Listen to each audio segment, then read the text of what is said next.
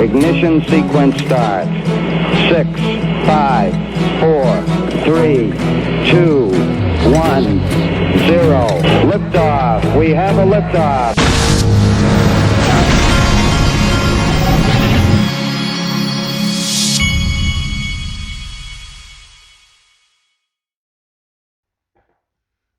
Hey everybody, this is the Digital Asset Investor, and this weekend I went to a travel ball tournament for my 14-year-old. My father, the official father of the Digital Asset Investor channel, met me there. And I wanted to tell you an interesting story. This is how crazy this travel baseball can be. So my father bought one of those tents because it's burning up hot in this part of the world.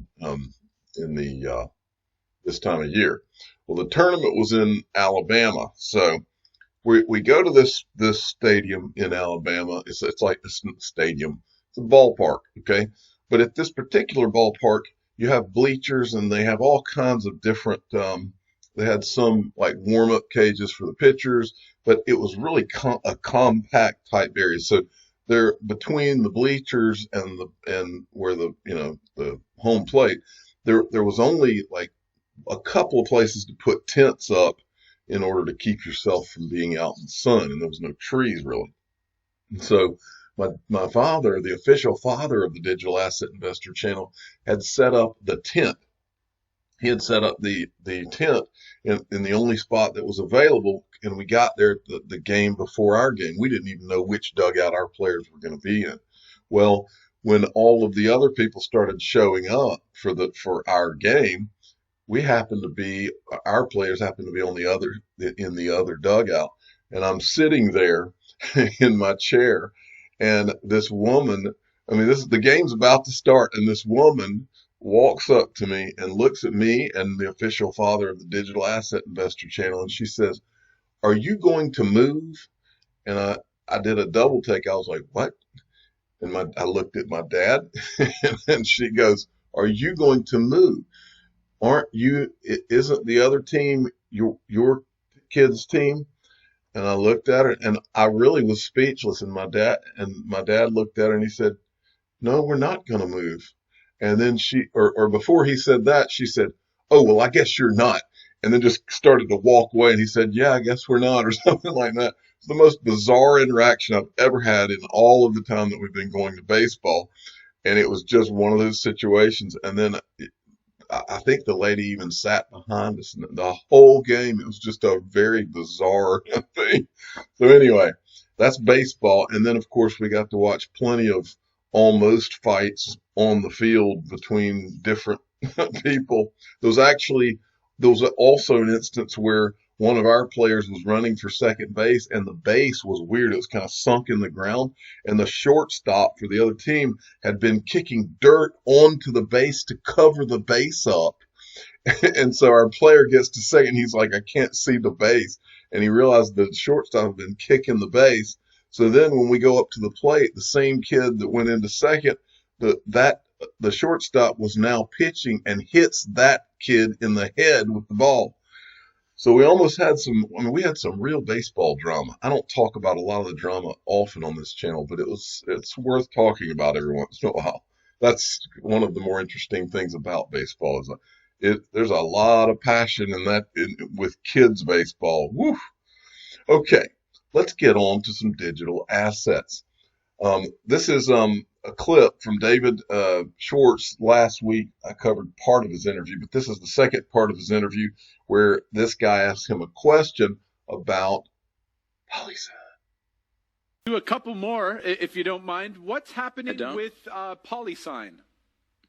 Unfortunately, I'm not really. That's one of the things where I'm under a non-disclosure agreement. I'm super excited about what we're doing at Polysign. We're officially an institutional custody company, but we're trying to do some very, very interesting things that I have to stop. I can't wait until the pay was until yesterday, and I was always annoyed when there was an answer I wanted to give about pay ID and I couldn't, and now I have to do the same thing with Polysign. It's like I want to tell you things I can't. I got to stop there. Sorry. So you can't talk about Polysign, of course.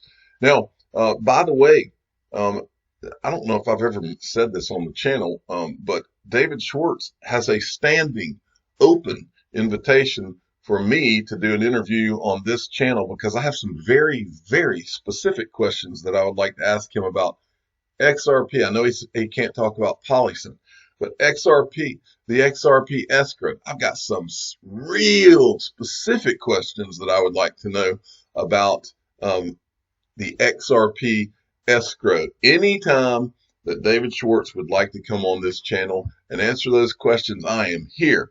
And all other XRP related questions as well. Very, very specific questions that have never been asked to anybody of his stature. Well, I take that back. I asked Greg Kidd some of those questions, but I've got some for David Schwartz as well. Anytime, David Schwartz, you are welcome on this channel, and we'll drill down and see what's going on behind the scenes, whatever you're allowed to talk about. Okay, so now let's go down a little road here. Cory Johnson is now just freaking active on Forbes magazine. He is really hitting this things about XRP and about crypto. He's doing a good job.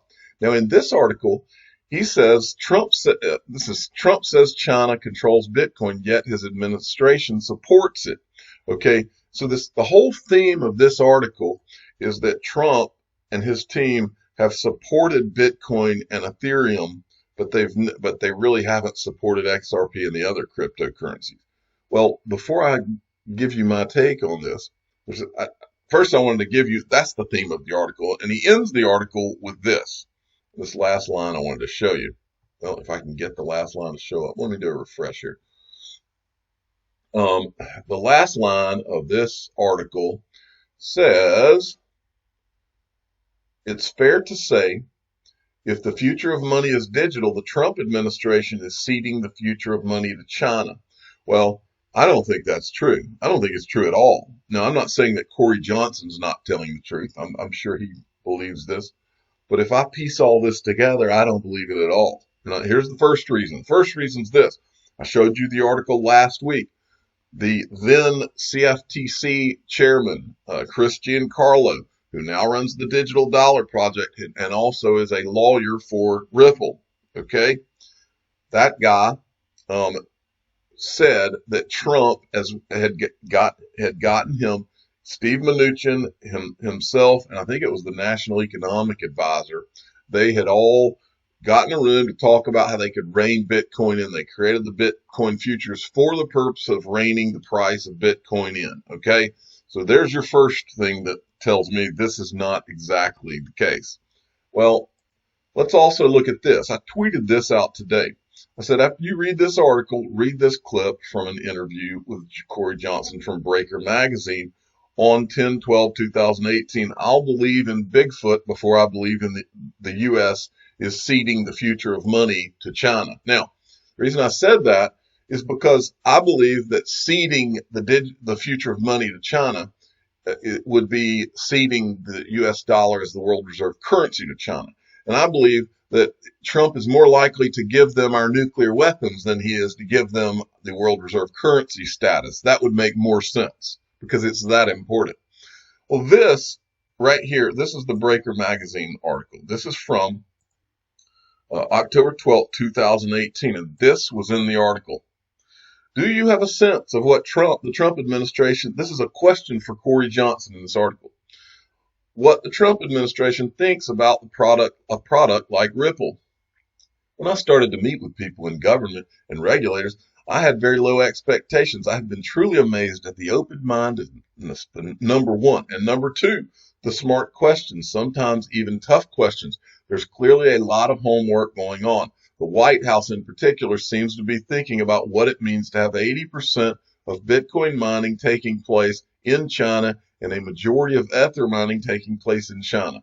When you look at XRP, there is no mining. So from a foreign control aspect or from an environmental aspect, XRP is a very different beast. And in conversations we've had with the administration, they seem to get that and think that might matter. All right, so there was that. And that's from this article, okay? Now, also, the last days of banking heir Matthew Mellon. Remember, we calculated his XRP holdings. Somehow he was very, very early to the party, okay? And he's the heir to the BNY Mellon fortune.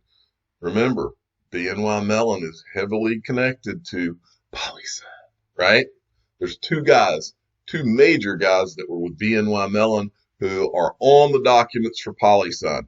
Now, last days of banking heir Matthew Mellon, what does he say in the last days? He reportedly spent a lot of time with Kit Kennedy, daughter of Robert F. Kennedy. In late March, Mellon told Forbes reporter he dined with President Donald Trump. I shared with him that he should become blockchain friendly if he wants the next millennial vote. Mellon told Forbes in late March, okay? So that would be late March of 2018 when they wrote this article. All right, and then remember, don't forget, we've got Ken Kersen on the board at Ripple, and he is best buddies because he used to work for him. He's best buddies with Jared Kushner, who is married to who? Donald Trump's daughter, Ivanka Trump, who both are in the Trump administration. This is Ken Kersen in a box seat sitting right beside Ivanka Trump. All right, and then there was this that came out today. Facebook CEO Mark Zuckerberg had a secretive dinner meeting with Donald Trump, his wife and daughter, right before his cryptocurrency Senate hearing. Billionaire venture capitalist Peter Thiel, who invested early in Facebook and PayPal, also attended the meeting. Well, by the way, Greg Kidd was one of the investors in PayPal as well. He was one of the first guys at Ripple. And then we also have this. They said Peter Thiel was at the meeting as well. Well, Peter Thiel, big name investors back effort to build a better Bitcoin, April 11th, 2013. I don't have a subscription to this, but it tells you enough. It says OpenCoin has also received investment from the early stage wing, the Founders Fund, a venture firm owned by PayPal co-founder Peter Thiel. So he was invested in Ripple before it was even Ripple. So I thought all those things mattered. This is from XRP Crypto. Well, the Italian Banking Association said its banks are ready to trial a digital euro. The group said Italian banks have already been working with distributed ledger technology on R3 Corda's Spunta project to speed up the processing of interbank settlements. All right, so there's that. And then this is pretty darn good from XRP Yo-Yo. Go give him a subscribe. He started a YouTube channel as well, XRP Yo-Yo. But watch this. 1 second here. I want to we'll start at about 2:30. How about that?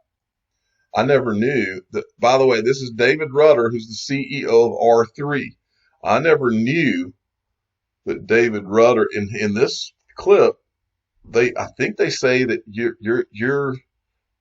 I think they said they called it Ripple, but I think that they meant XRP. Well, listen to this. Operating system for finance where firms can enter transactions and share that record so they know what they see is what their counterparties see, as opposed to the way business is done today where each firm records their own transaction behind their firewall, duplicating data time and time again, and then relying on third-party reconciliation services and the like to validate that data. Bitcoin is a whole different story. Bitcoin and Ethereum inspired the use of these technologies for us and for so many other firms. But Bitcoin is a public ledger. We're a permissioned private ledger. We're built for enterprise and for high-value transactions. We are not using Bitcoin or any other cryptocurrency for that matter, and differentiating between public blockchains and cryptocurrencies. And what we're trying to do, which is build an operating system for high-value finance, is a very different story altogether. So your platform, Corda, has no link to the price of cryptocurrencies that we talk about that are in popular culture, are so popular right now. What do you think, though, of the price of blockchain and the price of, I know Ripple is a currency in which you have an interest. It's come crashing down so hard this year. Will it recover? So Matt, as far as the price of blockchain, I don't really know how to answer that because, as I said, the price of Bitcoin. The price of Bitcoin. Yeah. So I don't have a particular view on Bitcoin. I look at the cryptocurrencies that exist, and I define a cryptocurrency as a digital representation of a currency that has no backing. It's not backed by fiat. It's not backed by gold. It's just backed by the faith of those that own it. So I don't have a particular view on that, but All right, so, but the guy basically says you have exposure to Ripple. He calls it the currency, which he meant XRP. And then David Rudder, as everybody else does, avoids that topic altogether and talks about Bitcoin and Ethereum. You can't make this stuff up, folks. It's just, there's always this big, huge elephant in the room, and everybody wants to avoid it. But the digital asset investor does not avoid it because I don't have NDAs. I don't have to do all that stuff, okay? I don't avoid the elephant in the room. That's why this channel has done well, is because I don't ignore elephants in the room. A lot of people like to ignore elephants in the room, but we don't do it here. Okay, XRP Crypto Wolf also gives us this. Ripple and SBI Holdings invested in Securitize, and it just became the first international firm to join the Japan Security Token Offering Association. SBI Holdings CEO Yoshitaka Kitao said they look forward to working alongside Carlos Domingo and Securitize. Now, last night, my son wanted to watch the movie Dumb and Dumber. I'm about to illustrate absurdity to you folks, okay? Now, there's probably no one listening to my voice who has not seen Dumb and Dumber. This movie is about, it's got Jim Carrey and I'm drawing a blank on the other guy's name. I'll think of it in a minute. But anyway, Jim Carrey's in this movie. This is really probably what made him famous, what got him going. But Dumb and Dumber is about these two complete morons who they get their hands on a briefcase that's some ransom money. It's $1 million in a briefcase. They have no idea that it's in there, and then they finally find out that there's $1 million in there. They go and spend all the money, and then they fill the briefcase that had $1 million in it with napkins that have IOUs. And this is the scene where the guy whose briefcase it is holding a gun on Jim Carrey, and he pulls out this is one of my favorite scenes. He pulls out the napkin and he says, "This is just as good as money." And he holds up the IOU that's for the Lamborghini they just bought. And he said, "This is a Lambo, but it's just as good. This is just as good money as an IOU. You might want to hold on to that one." And I was thinking when I saw that about the US dollar. Now here we are. Remember, they're only dealing, this is $1 million, a suitcase full of IOUs. Well, the US dollar is nothing but an IOU. It's a Federal Reserve note. The note is legal tender for all debts, public and private. And here's a quote from P.J. O'Rourke. A US dollar is an IOU from the Federal Reserve Bank. It's a promissory note that doesn't actually promise anything. It's not backed by gold or silver. Now, what I want to ask you is, what is Dumb and Dumber? Is Dumb and Dumber a comedy movie out of Hollywood where two complete idiots, and I do mean complete idiot morons, they take $1 million and think it's okay to just hand an IOU and say, "Oh, well, this is just as good as money"? Who's Dumb and Dumber? The guys in that movie or the United States? Because they're doing the same thing with you, with those dollars in your pocket. They're doing the exact same thing, but the only difference is they're not doing it with $1 million. They're doing it with $26.2 trillion. So what's Dumb and Dumber? I think the United States monetary policy is Dumb and Dumber. And I don't think that's crazy at all. I think that is an obscene truth. It's a disgusting truth right there. The U.S. government is holding this up, but it's a $26 trillion napkin that's backed by nothing. And those guys on CNBC every day go on there and they try to act like, to all of you out there, to everybody in the world, they try to put on this parade like this is all just, oh yeah, this is just a normal economy. Everything's great. We're going to come back and all this. No, We've got a government that has a $26.2 trillion napkin, a joke of a napkin that they're holding up, a Dumb and Dumber napkin that is completely absurd. And it would be funny, like the Dumb and Dumber movie, if it wasn't so freaking scary. If you do not own gold, silver, and crypto that has limited amounts, you are Dumb and Dumber. Put it that way.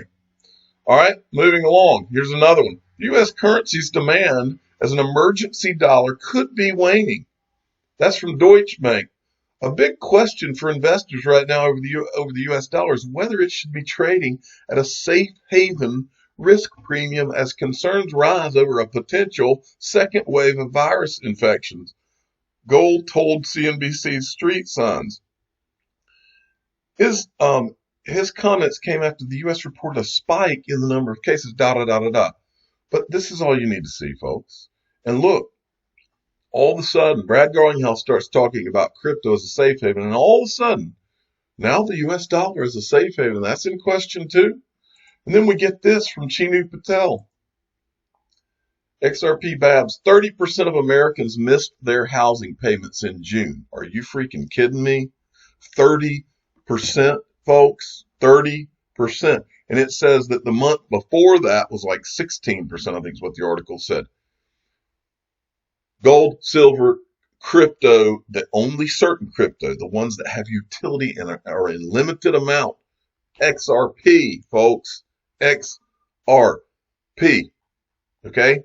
Now, I wanted to show you all something. I was listening to this morning. This isn't just a guy that I know. This is a guy that I've spent time with and broke bread with. I always say his last name wrong. David Villari. I think it's like a French name, but anyway, Villari or Villari. But anyway, so he is a very successful guy. He's been in the trading and following markets for I think over 30 years. But he's put together an interesting program. And by the way, I'm not being compensated for telling you this. I'm telling you this because this guy's a smart guy, and I'm going to follow this program. And he's not paying me to say this. I'm just telling you I'm going to do it, and you ought to check it out and decide for yourself. He's put out a series of videos. And what he's doing, it's called Copycat Coach. You can go and subscribe to him at Copycat Coach. He's also got a website at copycatcoach.com. And this is the premise. What would you do if you ever got an opportunity to watch someone step by step, day by day, actually make $1 million starting with almost nothing? Well, that's what he's going to do on his channel and this website is you're going to get to follow him and watch him try to make $1 million. And he says he's done it 2 or 3 times already, and he's going to try to do it again. What a fascinating concept. At a minimum, how genius is that idea? That's a great concept just to watch. So I'm going to be watching him do this, and it'd be fun for you to watch as well. So check it out. Again, it's Copycat Coach, and then his website's copycatcoach.com. But at least at a minimum, give him a subscribe. He's already put up I think 5 or 6 videos to let you watch what he's doing and what he's thinking. I'm the digital asset investor. I'm not an investment advisor. This is for entertainment purposes only. Please subscribe and hit the like button. And tell your friends and family to check out copycatcoach.com. Thanks for listening.